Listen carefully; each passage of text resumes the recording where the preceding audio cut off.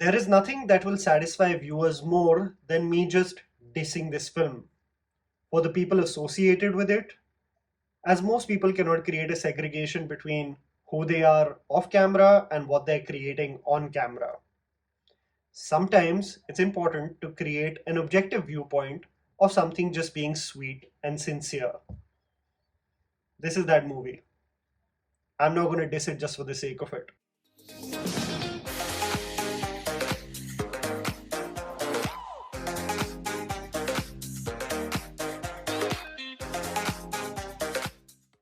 I got slightly worried about the month of May and just the lack of releases Hindi cinema had lined up. While most of the discourse has been around Hira Mandi this month, Mr. and Mrs. Mahi was presumably going under people's radar. But the advance booking of the film that has surpassed every film this year by a great margin due to the National Cinema Day and the ticket prices being reduced to a flat rate of 99 has really guaranteed the film to have a promising start. The project, produced by Dharma Productions, presents Rajkummar Rao and Janhvi Kapoor in lead roles, playing the role of Mahendra and Mahima respectively. Their paths collide due to the proposition of an arranged marriage, and what formulates is an endearing friendship as they get familiar with one another and embark on a new chapter as a married couple. The bond between them becomes even more special as they share their love for cricket with one another. Mahendra, a failed professional cricketer himself, who finds himself reduced to managing the family's sports equipment business, identifies the natural talent of Mahima with the sport. Mahima, a doctor by profession, is motivated to pursue this passion by her husband, something that she herself did not recognize. The journey of the couple as Mahima reaches higher ground in the sport unravels several themes regarding one's ultimate purpose, the dynamic within a partnership through several stumbling blocks, and more importantly, a sense of individual identity. Does the movie really hit the emotional chord within us as viewers and go beyond the expected beats we have seen in similar storylines? Here's me telling you the good and bad aspects of the film so that you guys can ultimately decide whether to watch Mr. and Mrs. Mahi in theaters or not. The underwhelming aspects. The trailer revealed everything. I wanted to give the makers the benefit of the doubt when they designed the trailer, expecting that there may be beats of the screenplay that are still not revealed through the trailer. I would love to be in a world where we exist in isolation and go inside the theater with a clean slate and zero idea about where the film is headed. In the digital age of every marketing snippet requiring our 2 cents. While exploring the film, I realized that the trailer literally revealed everything about the plot of the film. My feelings literally went from, hey, I love the vibe of this film, but did I just see the entire movie in its trailer? And this is something that really makes you coast through the film rather than actually having an experience of shock or any form of oscillation that one should associate with the film's screenplay. I genuinely believe that the aspects such as Rajkumar being an ex-cricketer and the conflict between the couple which stems from Mahendra's failed cricketing career and essentially making Mahima his project could have been left from the trailer so that there is a genuine and organic discovery of the same beats. Alas, the film and its marketing gave away everything. Warm tone frames and the depiction of the game. This is, by the way, and I mean this in the most sincere and empathetic way possible, is probably the ugliest looking Dharma film I have seen in a long time. I say this because the frames look like the quintessential manner in which Hollywood movies depict Mexico. Rajasthan and the idea of it being hot and dry should not be taken so literally, where the frames almost have a warm sepia tone to it, lending it a very ugly cinematic appeal. Even the depiction of the marriage between the characters is so yellow, you wonder why the makers stuck with this visual consistency in both the interiors and exteriors. As the running minutes pass by, you will realize that the film is not a cricket film, but an exploration of one's idea of themselves in a life where most of the decisions are dictated by others around you, but the depiction of the game itself is something that I have a huge gripe with. For an actor like Janhvi and so much of the marketing being dedicated to how much she has given to the role and the sport and acing every minute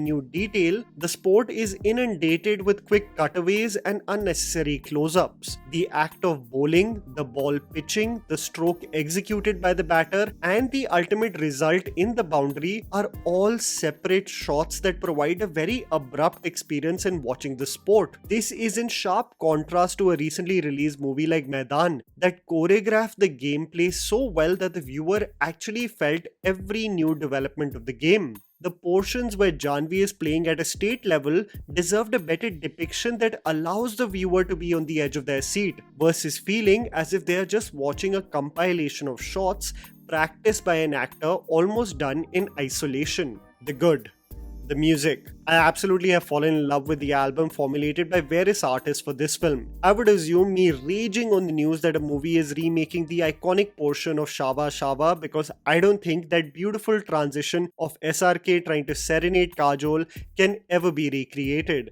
But I must say that this is one of those remake songs that really captures the soul and essence of the original song and does not bastardize it like most remakes. It's soulful, it captures the budding romance between the leads, and Mohammed Faiz's vocals really adds an interesting texture to the melody. Songs like Tu Hai To and Agar Ho Tum are additions to the soulful nature of this album, but I absolutely fell in love with the single Roya Jab Tu, sung by Vishal Mishra, a singer who always has a banger if he ever lends his voice to an album. The single captures the dynamic between the couple, especially when they traverse through the most difficulty, and the lyrics communicate so much of what Mahima thought Mahendra was doing out of sheer love, and it being nothing but a smokescreen and just a projection of his own failings in life.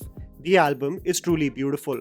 The universal struggle. As I said, the film is not a sports film in any way, but captures the emotional turmoil of a character like Mahendra that so many will relate with. The film sheds light on the universal experience of most middle-class children, whose dreams have an expiration date, a timeline in which they can hope and wish for what they originally intended. The pressure of the mundane life where one will surrender to the mediocrity is something everyone fears, and Mahendra's journey is constantly dealing with what he could have been versus what he is. I'm sure every Indian boy at one point of time has dreamt of becoming a cricketer, and this specific story can be equated to any pursuit that is stopped even before one could fathom it to be a reality. The movie poses several questions. Is Mahima's content life as a doctor something that she envisioned for herself, or something that she was instructed is best for her? How Mahendra becomes a shell of himself while assisting his father in his sports shop may be a result of becoming a victim to his own circumstances, having been consistently told he's not good enough. Are his pursuits only a result of wanting to prove his father wrong, or for the genuine love for the sport and the identification of talent when he sees Mahi? Can the has-been be satisfied in just being a kingmaker? A theme often explored in movies like Ashiki 2 and Rocky. I definitely commend the writing of Nikhil Mehrotra and Sharan Sharma that make you introspect about the same. The main theme, however, that truly resonated with me is something that I will dwell on in the conclusion: the dynamic and performances.